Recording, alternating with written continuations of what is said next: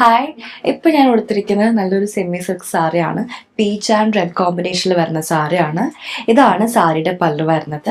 നല്ല ബ്യൂട്ടിഫുൾ ആയിട്ടുള്ള പല്ലുവാണ് വരുന്നത്. ആൻഡ് സാരിയുടെ രണ്ട് സൈഡിലും നല്ലൊരു ബോർഡർ വരുന്നുണ്ട്.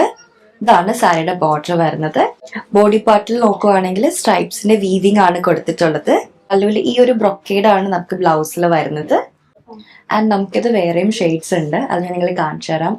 നെക്സ്റ്റ് വരുന്നത് ലൈറ്റ് ബ്ലൂ ആൻഡ് റെഡ് കോമ്പിനേഷനിലാണ് വരുന്നത്. ബോർഡർ വരുന്നത് റെഡ് ആണ്.